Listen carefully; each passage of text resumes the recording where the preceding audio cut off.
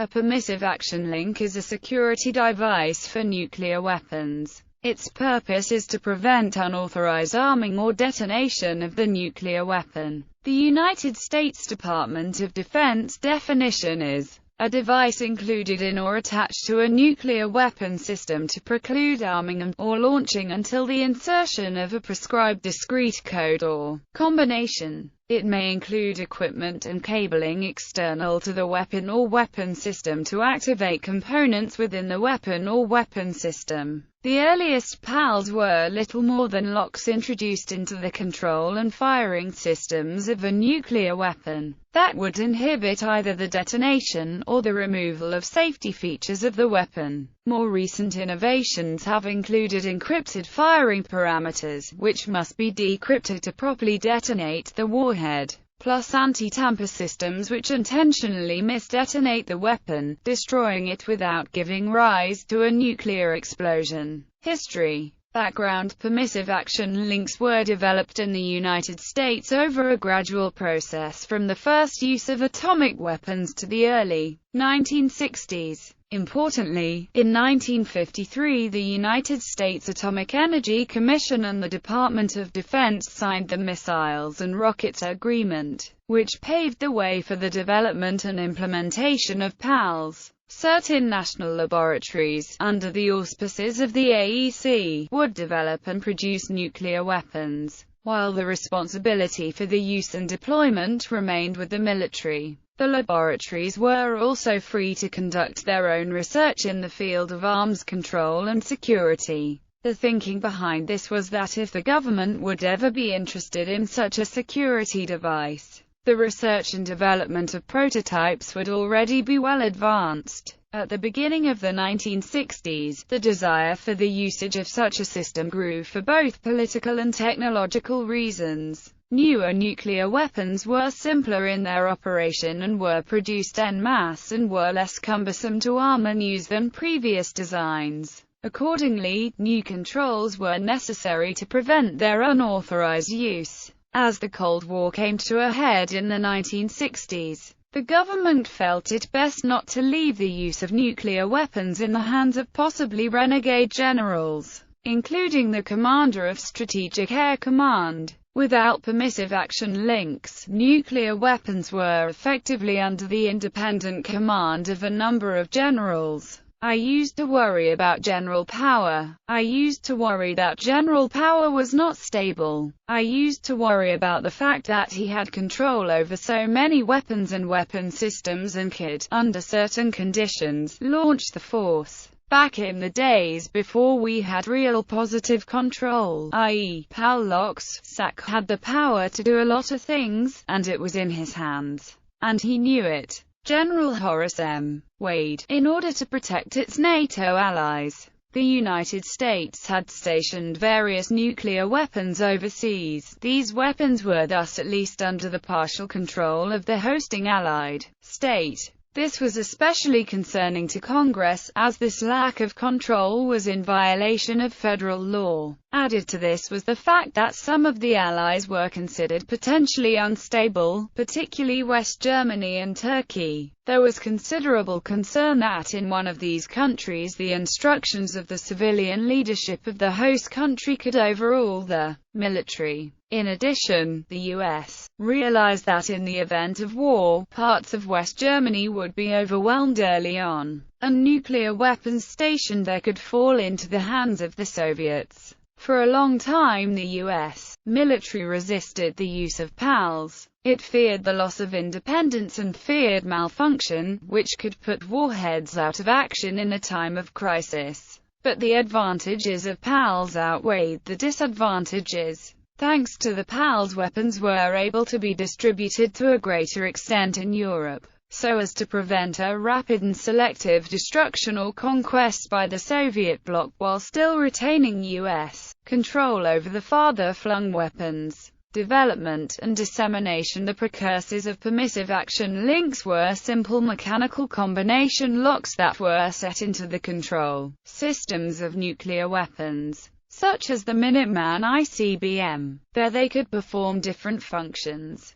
Some blocked the cavity through which the nuclear materials were shot to create a reaction, other locks blocked circuits, and some simply prevented access to the control panel. For testing, some of these mechanisms were installed during 1959 in weapons stationed in Europe. The work on PAL prototypes remained at low levels until 1960. Sandia National Laboratories successfully created a number of new combination locks that were adaptable to different types of weapons. In the spring of 1961, there was a series of hearings in Congress where Sandia presented the prototype of a special electromechanical lock, which was then known still as a prescribed action link. The military leadership, however, soon realized that this term had negative connotations for the use of weapons by the officer corps, and changed the meaning of PAL to Permissive Action Link. In June 1962, President John F. Kennedy signed a National Security Action Memorandum No. 160.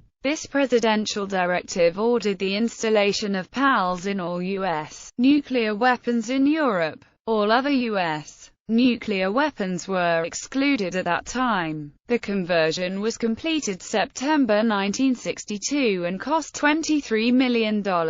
For the Minuteman ICBM force, the U.S. Air Force's Strategic Air Command worried that in times of need the codes would not be available, so they quietly decided to set them to 00000000. The missile launch checklist included an item confirming this combination. Until 1977, the complete conversion to PAL systems was relatively slow. In 1974, U.S. Defense Secretary James Schlesinger found that a variety of tactical nuclear weapons were still not fitted with permissive action links, even though the technology had been available for some time. It took another 2 years until all the tactical nuclear weapons were fully equipped with PALs. In 1981, almost 20 years after the invention of PALs, just over half of U.S. nuclear weapons were still equipped only with mechanical locks. It took until 1987 until these were completely replaced. Modernization and the present. Over the years, the permissive action links have been continuously maintained and upgraded.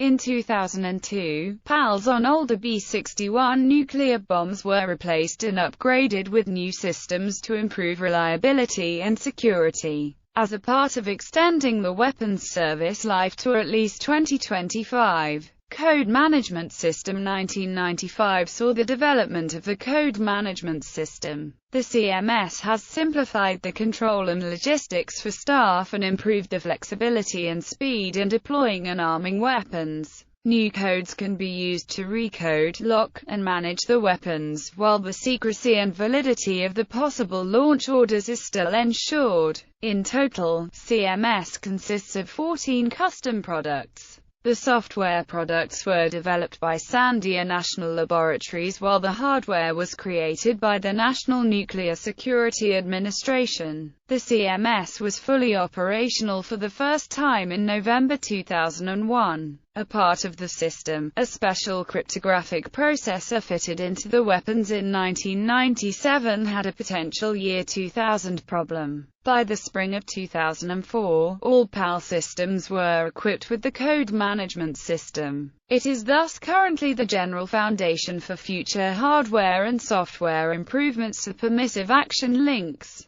Features: permissive action links are powered by low-maintenance radioisotope generators. Instead of a conventional battery, these generators produce electricity based on the heat evolved from the radioactive decay of plutonium-238. Although half-life of 238 Pu is 87.7 years, these generators have shorter lifespans. This is due to the pressurization of the generator from helium produced by the alpha decay of the plutonium fuel. PALs are also linked directly or indirectly with a number of security measures, which together form a comprehensive security package. In general, elements of PAL systems are located deep within the nuclear device. This makes it almost impossible to bypass the system. Bypassing a PAL should be, as one weapons designer graphically put it, About as complex as performing a tonsillectomy while entering the patient from the wrong end. Peter D. Zimmerman, nuclear physicist and weapons inspector. PAL devices have been installed on all or nearly all nuclear devices in the U.S. arsenal, including the Minuteman ICBM, MGM-13A MACE tactical ballistic missile, CGM-13B MACE tactical ballistic missile, Sergeant, Pershing, and WAC Corporal missiles, as well as the Nike Hercules, Honest John rockets, the Davy Crockett system,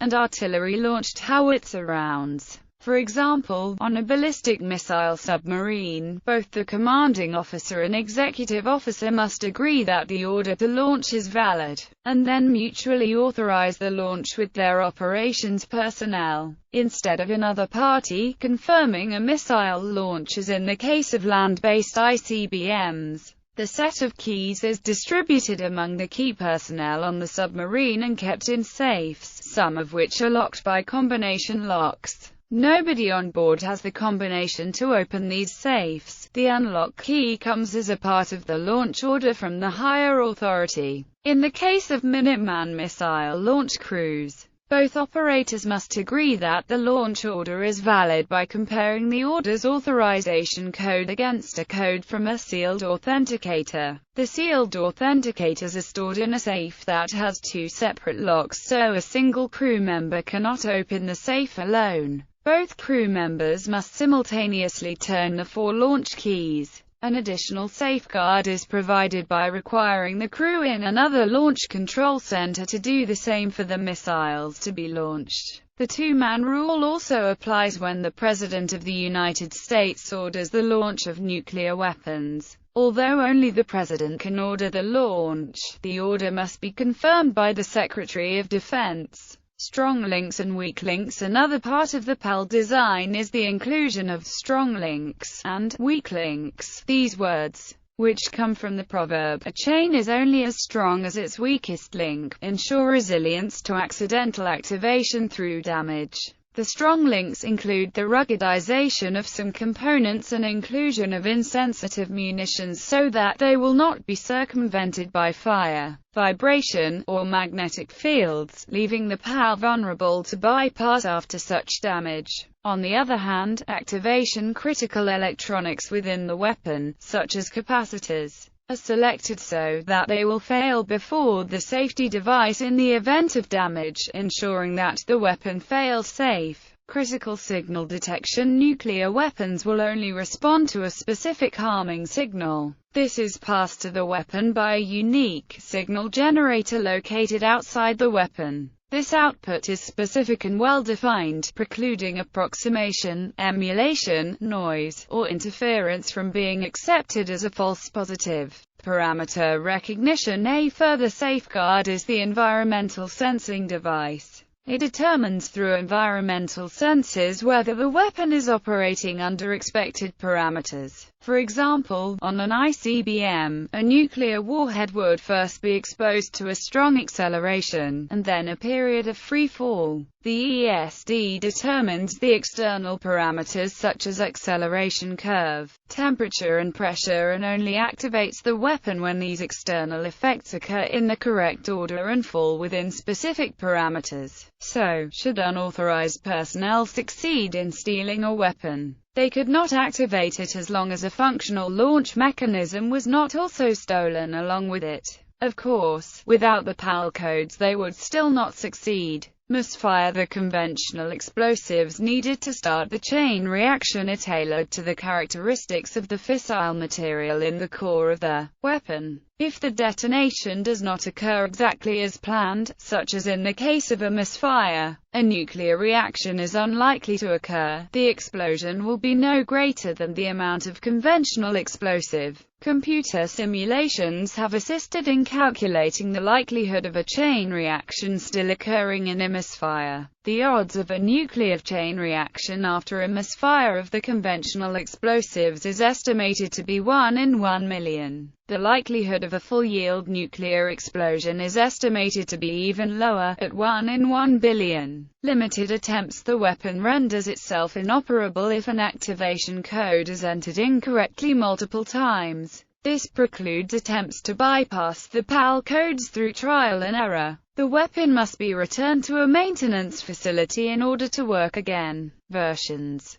Over the years, the design and feature set of PALs has increased, as has the length of the access code. US-manufactured PALs are divided into 5 categories. However, the earliest PALs were never assigned a category letter. Usage by other states. The increase in the number of nuclear-armed states was a similar cause for concern for the United States government for reasons similar to the original impetus for PALs. Thus, since the 1960s, the U.S. has offered its own PAL technologies to other nuclear powers. The U.S. considered this a necessary step. If the technology were kept secret, it would only be half as effective as possible, since the other power in a conflict might not have such safety measures. In the early 1970s, France was an early recipient of United States assistance on this critical element of nuclear security. The Nuclear Non-Proliferation Treaty went into effect in 1970 and precluded treaty members from directly disseminating technology related to nuclear weapons development or enhancement. In order to get around this prohibition, the U.S. developed a legal trick: negative guidance. French nuclear scientists would regularly brief U.S. scientists on French developments in the field of PALs, and the U.S. scientists would tell their French counterparts whether they were on the right track. In 1971, the U.S. also offered its technology to the Soviet Union, which developed a similar system. In the early 1990s, the People's Republic of China requested information to develop its own PALs. The Clinton administration believed that to do so would give too much information to the Chinese about American weapon design, and therefore refused the request. Following the dissolution of the Soviet Union, Ukraine had on its territory the world's third-largest nuclear weapons stockpile. While Ukraine had physical control of the weapons, it did not have operational control of the weapons, as they were dependent on Russian-controlled electronic permissive action links and the Russian command and control system. In 1994, Ukraine agreed to the destruction of the weapons, and to join the NPT. In 2007, the UK government revealed that its nuclear weapons were not equipped with permissive action links. Instead,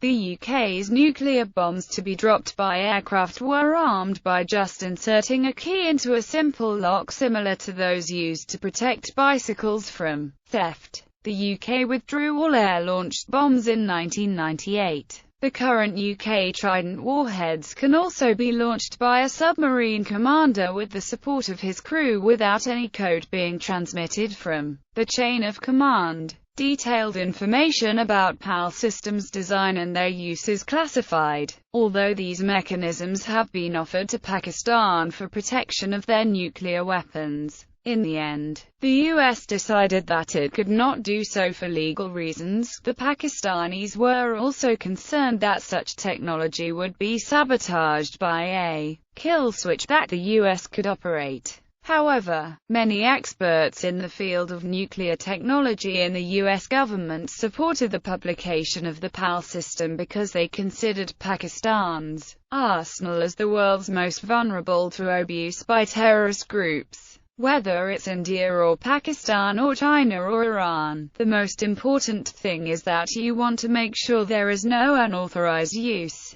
You want to make sure that the guys who have their hands on the weapons can't use them without proper authorization. Harold M. Agnew, former director, Los Alamos National Laboratory. In November 2007, The New York Times revealed that the U.S. has invested $100 million since 2001 in a secret program to protect Pakistan's nuclear arsenal. Instead of transferring PAL technology, the U.S. provided helicopters, night vision and nuclear detection devices, as well as training to Pakistani personnel in order to prevent the theft or misuse of Pakistan's nuclear material, warheads, and laboratories.